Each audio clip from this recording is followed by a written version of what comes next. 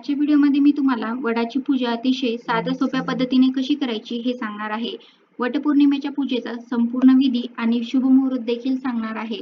पण त्याआधी तुम्ही चॅनलवरती नवीन असाल तर चॅनलला लाईक करा आणि सबस्क्राईब देखील करा. कमेंटमध्ये श्री स्वामी समर्थ किंवा ओम महालक्ष्मी नमः लिहायला विसरू नका. ज्येष्ठ महिन्यात येणारी पौर्णिमा ही वटपौर्णिमा म्हणून साजरी केली जाते. यावर्षी मंगळवार दिनांक 10 जूनला वटपौर्णिमा आलेली आहे. या दिवशी सुवासिनी स्त्रिया आपल्या पतीच्या दीर्घायुष्यासाठी आणि अखंड सौभाग्यासाठी वटसावित्रीचे व्रत करतात.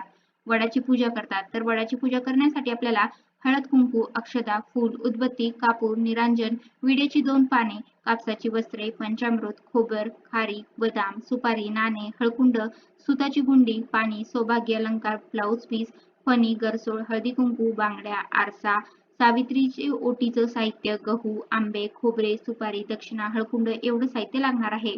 साहित्याची जमवाजमव झाल्यानंतर आपण बघूया वडाच्या झाडाची पूजा कशी करायची. तर या दिवशी सर्व स्त्रियांनी छान असं नटून थटून साजशृंगार करून वडाच्या झाडाची पूजा करायची आहे. ही पूजा आपण आपल्या सौभाग्यासाठी करत असतो. तर आपण सौभाग्य अलंकार परिधान करून पूजा केली पाहिजे. सर्वात आधी वडाची पूजा करण्यापूर्वी आपल्याला निरांजन लावून घ्यायचे आहे. अगरबत्ती देखील लावून घ्यायची आहे. आपण कोणतीही पूजा अग्नीच्या साक्षीने करत असतो. त्यामुळे सर्वात आधी आपल्याला दिवा प्रज्वलित करून घ्यायचा आहे. बरेच जण मातीची पणती सुद्धा तिथे लावतात आणि ती तिथेच ठेवून येतात. असे सुद्धा तुम्ही करू शकता. त्यानंतर आपण गणपतीची पूजा करायची आहे. तर त्यासाठी वडाच्या झाडाजवळ थोड्या अक्षता ठेवून त्यावरती हळदी कुंकू वाहून एक सुपारी मांडायची आहे गणपतीचं प्रतीक म्हणून. मग गणपतीची पूजा करून घ्यायची आहे. हळद कुंकू, अक्षता, फूल वाहून नमस्कार करायचा आहे. ओम गण गण गणपतये नमः, ओम गण गणपतये नमः. यावेळी तुम्ही हा मंत्र म्हणू शकता. गणपतीची पूजा झाल्यानंतर निरांजन आणि अगरबत्तीने ओवाळायचं आहे. गणपतीची पूजा झाल्यानंतर वडाची पूजा करायची आहे. त्यापूर्वी वडाला आपण जल अर्पण करायचं आहे. त्यानंतर पंचामृत अर्पण करायचं आहे आणि पुन्हा एकदा वडाला जल अर्पण करायचं आहे. वटपौर्णिमेची पूजा करण्याची पद्धत ही वेगवेगळ्या भागानुसार थोडीफार वेगवेगळी असू शकते. तुम्ही तुमच्या पद्धतीनुसार करू शकता. आमच्या इकडे कशी केली जाते ते मी तुम्हाला सांगते. वडाला जल अर्पण केल्यानंतर वडाची पूजा करायची आहे. सर्वात आधी वडाच्या झाडाला हळदी कुंकू लावायचं आहे. स्वतःला देखील हळदी कुंकू लावून घ्यायचं आहे. अक्षता पाहायची आहे. कापसाची वस्त्रमाळ अर्पण करायची आहे.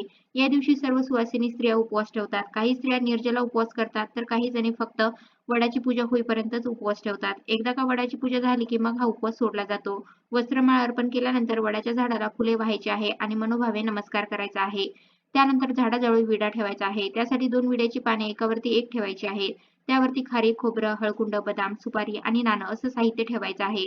आणि त्यानंतर सावित्रीची ओटी भरायची आहे. कारण पौराणिक कथेनुसार सावित्रीने यमराजाकडून तिच्या पतीचे म्हणजे सत्यवानाचे प्राण परत आणले होते. त्यामुळे तिला पण वाण देऊन तिची सुद्धा ओटी भरायची आहे. तर ओटी भरण्यासाठी ब्लाऊज पीस ठेवायचा आहे आणि सावित्रीची ओटी ही गहू आणि आंब्याने भरली जाते. तर त्या पिसावरती गहू आणि आंब्याने ओटी भरायची आहे आणि त्यानंतर सौभाग्याचं लेणं सावित्रीला अर्पण करायचं आहे. सौभाग्याचं लेणं म्हणजे गरसोळ, टिकली, बांगड्या, आरसा, फणी, हळदी कुंकू त्याबरोबर ओटीचं सर्व साहित्य ओटीमध्ये ठेवायचं आहे.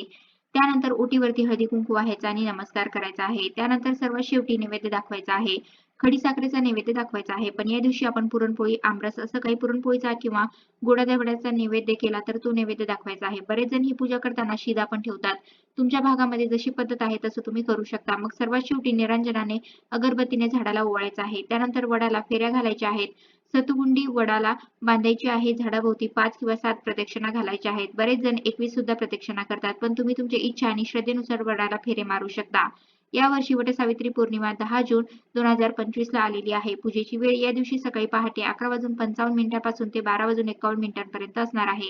आणि असंही पूजेसाठी सूर्योदयापासून ते दुपारपर्यंतचा वेळ उत्तम आहे. त्यामुळे सकाळपासून ते दुपारपर्यंत या काळामध्ये तुम्हाला वडाची पूजा करता येईल. वडाची पूजा झाल्यानंतर आंबा आणि गव्हाने 5 किंवा 7 सुवासिनीची ओटी भरायची आहे. कोकणात किंवा कोकणी स्त्रिया वडाच्या पानामध्ये 5, 7 किंवा 9 प्रकारची फळं घालून ती 5, 7 किंवा 9 सुवासिनींना देतात. त्यामध्ये करवंद, आंब्याच्या फोडी, फणसाचे गरे असं काही असतं किंवा काही जण खण त्यावरती आंबा, गहू अशा पद्धतीने पण ओटी भरतात. जसं तुमच्याकडे केलं जातं त्या प्रकारे तुम्ही करू शकता.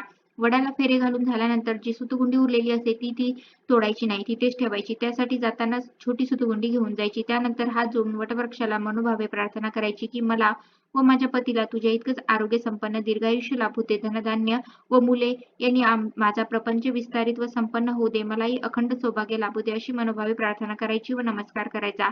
त्यानंतर 5 किंवा 7 सुवासिनींची ओटी भरायची आहे. तर सर्वात आधी सुवासिनींना हळदी कुंकू लावायचं आणि मग आंबा आणि गहू त्यांच्या ओटीमध्ये घालायचं. काही ठिकाणी वाण दिले जातात किंवा फक्त आंबा गव्हाने ओटी भरली तरी चालते. ओटी भरल्यावर नमस्कार करायचा आणि काही ठिकाणी उखाणे पण घेतले जातात. वटपौर्णिमेच्या दिवशी वडाला फेरे घालते सात, वटपौर्णिमेच्या दिवशी वडाला फेरे घालते सात, रामांची लाभो मला जन्मोजन्मीची साथ. अशा प्रकारचा उखाणा तुम्ही घेऊ शकता. तर अशा प्रकारे आजच्या व्हिडिओमध्ये मी तुम्हाला वडाची पूजा अतिशय साध्या सोप्या पद्धतीने कशी करायची याबद्दलची संपूर्ण माहिती सांगण्याचा प्रयत्न केला आहे. कसा वाटला तुम्हाला माझा आजचा व्हिडिओ कमेंट करून नक्की सांगा. धन्यवाद.